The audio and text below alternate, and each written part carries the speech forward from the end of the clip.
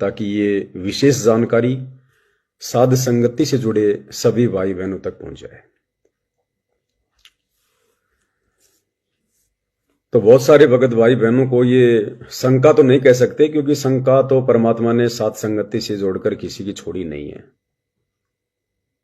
बस उनके मन में थोड़े विचार आ रहे हैं कि भगत जी हम गुरु जी के दर्शन करने के लिए जाएं या ना जाएं, क्या हमारा सतलोक आश्रम धनाना में इस समय जाना उचित होगा या अनुचित होगा, क्योंकि सतलोक आश्रम कमेटी वालों ने काल प्रेरणा से जिस समय पूज्य गुरुदेव भगवान जेल में बैठकर अपने मिशन को गति दे रहे थे, लीला कर रहे थे, उस समय इन लोगों ने हमें गुरुदेव भगवान को आम व्यक्ति समझकर, मानुष मानकर, हम साध संगति से जुड़े भाई बहनों की उल्टी प्रार्थना करके और उस परमेश्वर से हमें गुरुद्रोही घोषित करवा रखा है।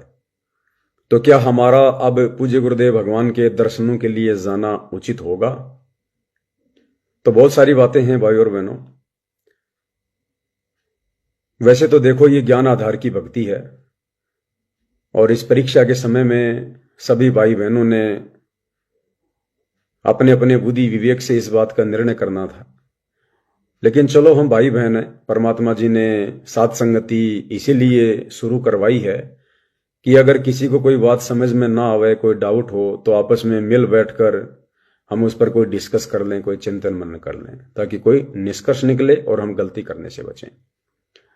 अभिदास ने 2 दिन पहले रात्रि 8 बजे लाइव आकर वीडियो बनाया था।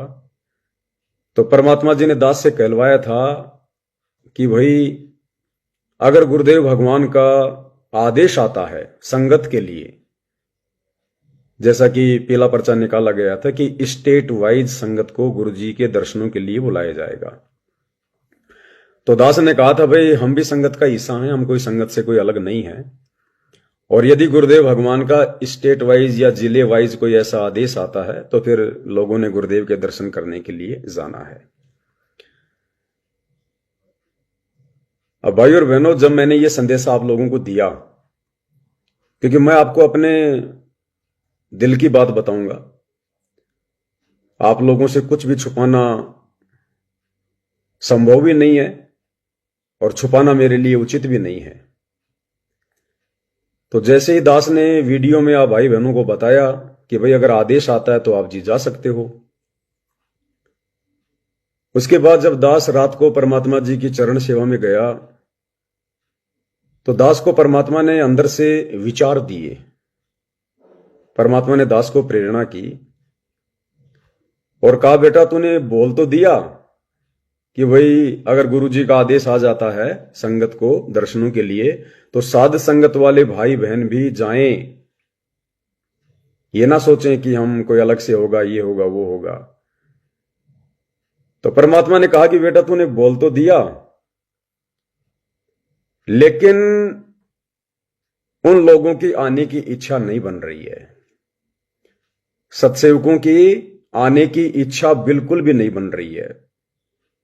और इच्छा इसलिए नहीं बन रही कि भाई वो अपने गुरुजी से प्यार नहीं करते हैं या अपने गुरुजी को चाहते नहीं हैं, ऐसा नहीं है। वो तो अपने गुरुजी के ऊपर अपनी जान न्यौछावर करते हैं। अपने गुरु से बढ़कर तो उन आत्माओं के लिए धरती पर कुछ बचा ही नहीं है। परमात्मा ने कहा कि मैंने उनको अंदर से प्रेरणा कर रखी है, मैंने उनको दृढ़ कर रखा है, इसलिए अभी वो नहीं आएंगे, तेरे कहने पर भी नहीं आएंगे। वो नहीं आएंगे जिन जिनको मैंने प्रेरणा कर रखी है, क्योंकि अभी वो ठीक का समय आया नहीं है। और अभी तूने भले संदेशा दे दिया, लेकिन तेरा संदेशा सुनने के बाद भी उन आत्माओं के मन में उथल पुथल हो गई, उल्टी और ज्यादा उथल पुथल हो गई कि भाई जाएं या ना जाएं, जाएं तो कैसे जाएं, हमें गुरुदेव से मिलने दिया जाएगा, नहीं मिलने दिया जाएगा, वो तो हम सत्सेवकों से आश्रम वाले वैसे इतनी नफरत कर रहे हैं। तो भाई बहनों की जाने की इच्छा नहीं बन रही थी और भाई बहनों में उल्टा उथल पुथल शुरू हो गई कि अब क्या करें।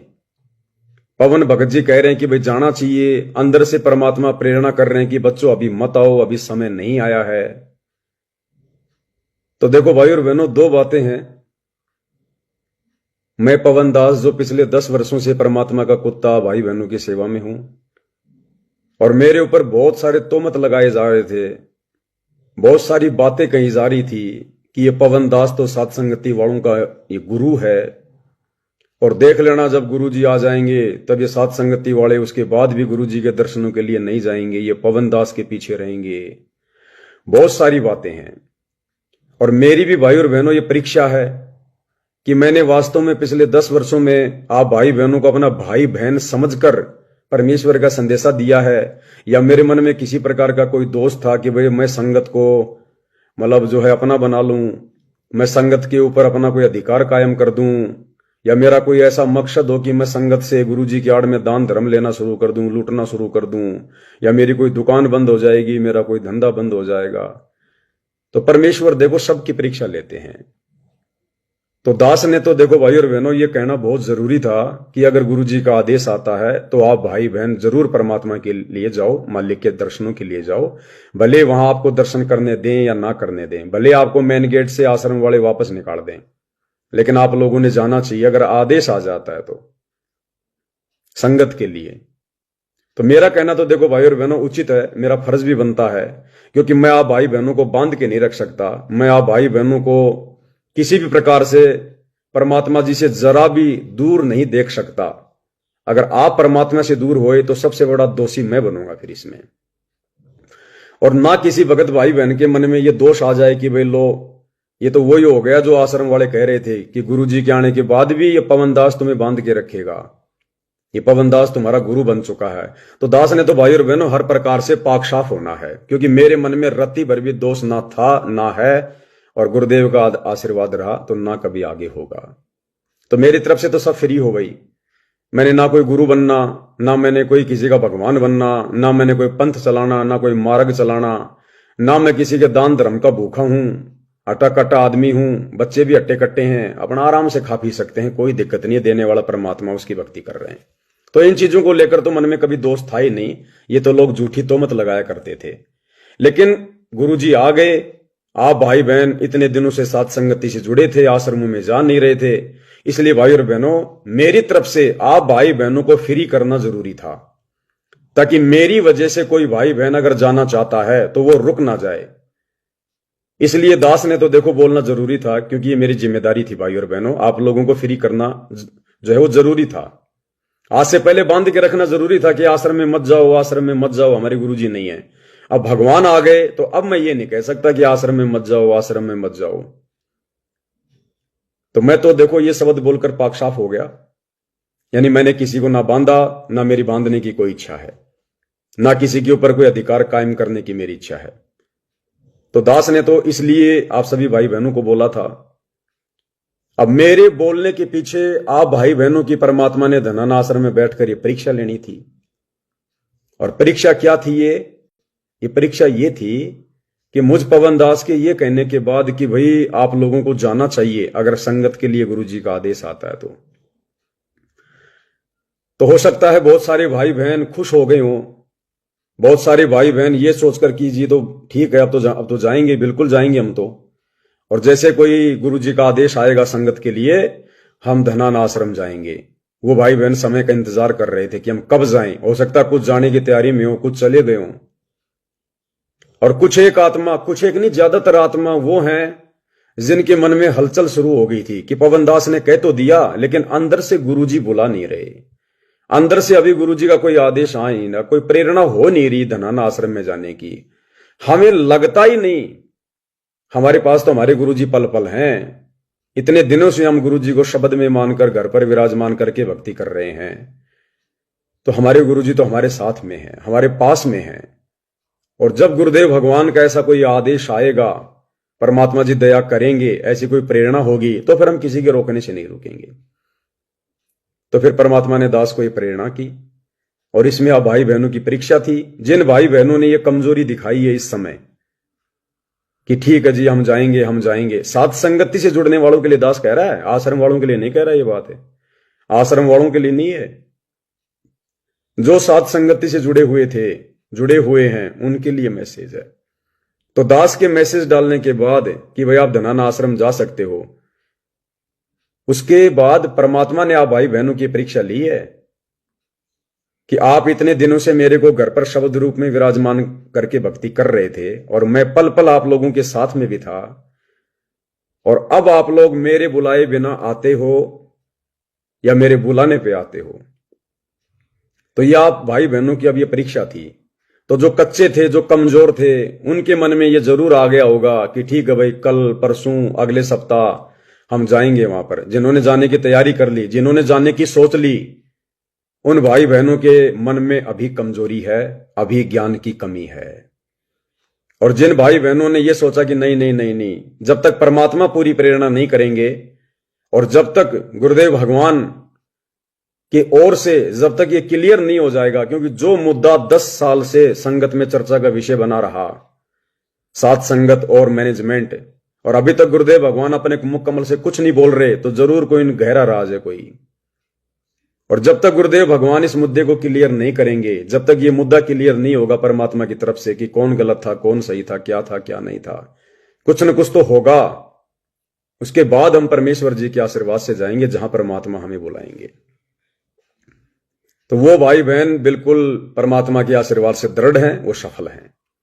और जिनके मन में कमजोरी आ गई थी वहां जाने की, भाई वो अपनी कमजोरी ठीक करो। वो फेल नहीं है, लेकिन उनमें कमजोरी है। अभी वो साथ संगति से जुड़कर भी ज्ञान को अच्छे से आधार नहीं बना पाए हैं। तो वो भाई बहन थोड़ा सा विचार करो। अब आप लोगों ने जाना है नहीं जाना है, इसके लिए आप लोगों ने 90 डिग्री वाले प्रवीण भगत जी का वीडियो देख लिया होगा। हालांकि भाई और बहनों देखो, ये कलयुग की बिचली पीढ़ी है, धरती पर अजब गजब लीलाएं होंगी। और दास ने आप लोगों को जिस दिन गुरुदेव बाहर आए थे और जो हमने वीडियो बनाया था दूसरे दिन, दास ने खुल के कह दिया था कि परमात्मा का मिशन पूरा हो चुका है। अब हमने किसी भगत में किसी प्रकार का कोई द्वेष नहीं देखना है, किसी के कमेंट्स का कोई ज्यादा जवाब नहीं देना हमने, चाहे जो मर्जी बोले, क्योंकि छटनी हो चुकी है। तो जैसे ही प्रवीण का कल वीडियो आया और कल उन्होंने काल प्रेरणा से पूज्य गुरुदेव भगवान के लिए जिन जिन शब्दों का उन्होंने प्रयोग किया,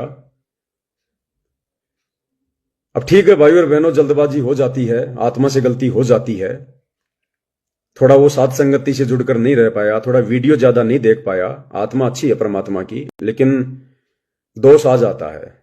और दोष कोई गुरुदेव भगवान को देखकर नहीं आया, गुरुदेव भगवान में दोष भी उन लोगों ने दिलवाया जो सतलोक आश्रम कमेटी वाले हैं।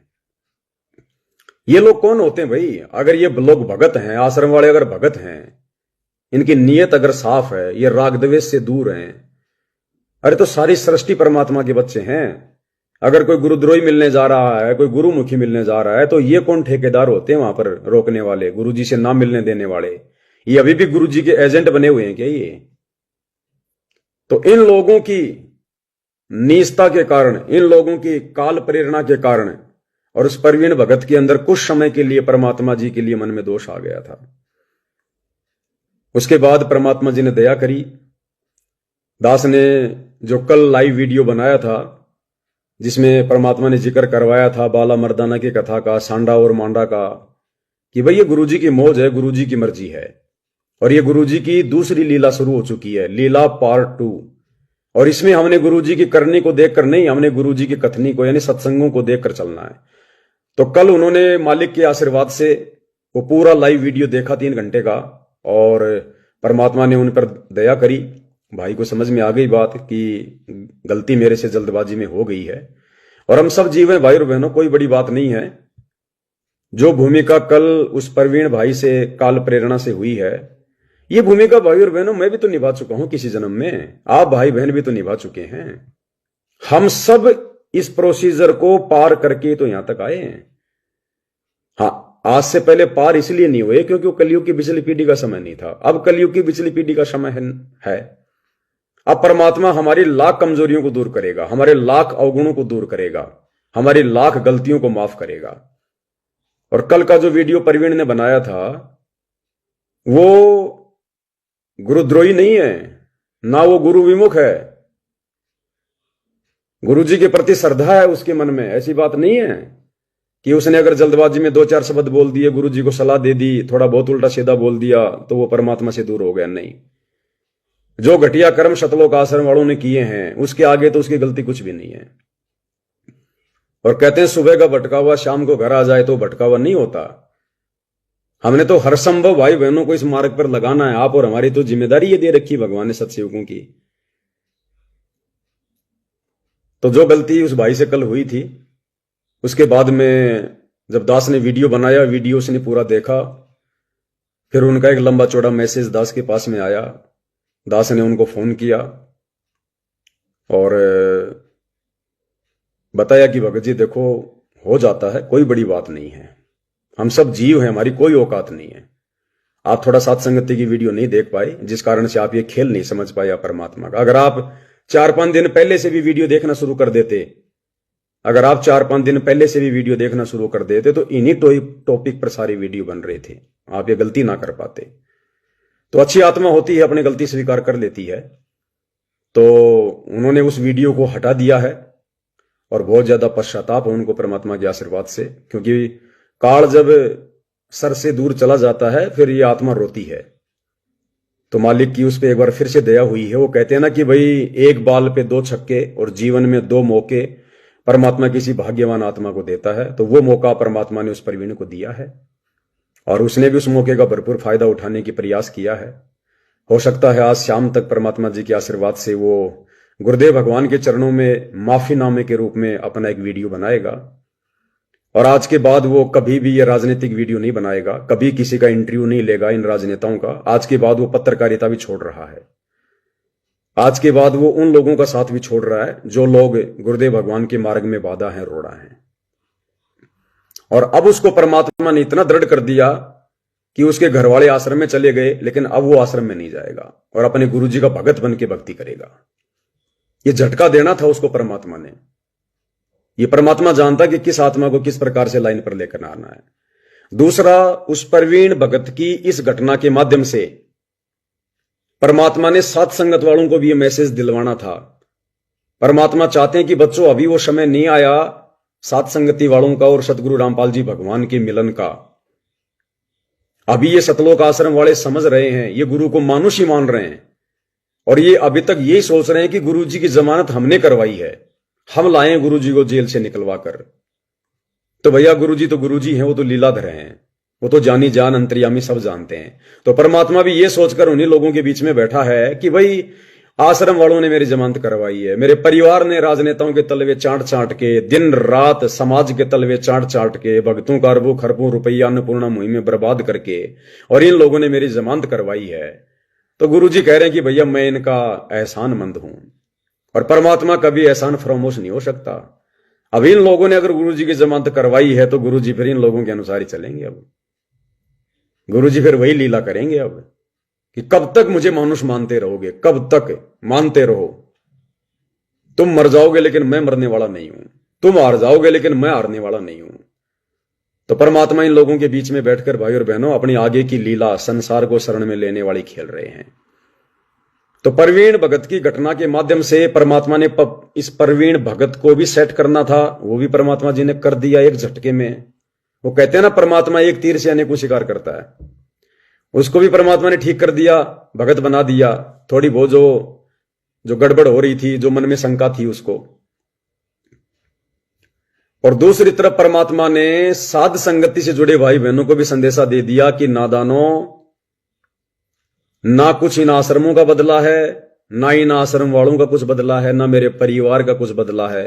ये तो पहले से कहीं ज्यादा गुंडई हरकतों पर आ गए, पहले से कहीं ज्यादा ये बकवादी हो गए। अभी ये अब तो इनको दृढ़ विश्वास हो गया कि जो हम कर रहे थे बकवाद वो सब गुरुजी बहुत प्रसन्न है, बहुत राजी हैं, गुरुजी ने हमें कुछ नहीं कहा। तो इस प्रवीण की घटना के माध्यम से, क्योंकि प्रवीण को 7 घंटे तक वहां पर बैठा के रखा गया, उसको गुरुजी से मिलने नहीं दिया गया, कभी कोई प्रार्थना लगा रहा, कभी कोऑर्डिनेटर से बात करो, और कहा कि लिखित में माफी दे, उसके बाद हम तेरे को अंदर एंट्री देंगे। तो बहुत सारी बातें हुई, तो उसने कहा कि मैं कोई लिखित में एंट्री नहीं दूंगा। और वो दान पेटी में जो भी उसने 10वें अंश का पैसा घर पे जमा कर रखा था वो दान पेटी में डाल के, और दान पेटी पर लिखा हुआ था अन्नपूर्णा मुहिम। हालांकि उसने गलती कर दी, वहां पर दान पेटी में पैसा नहीं डालना चाहिए था, क्योंकि अब वो दान सतगुरुदेव भगवान को समर्पित नहीं है, अब वो दान अन्नपूर्णा मुहिम को समर्पित है, यानी वो सांसारिक लोगों को समर्पित है। क्योंकि परमात्मा ने इसीलिए मैनेजमेंट वालों में प्रेरणा करके दान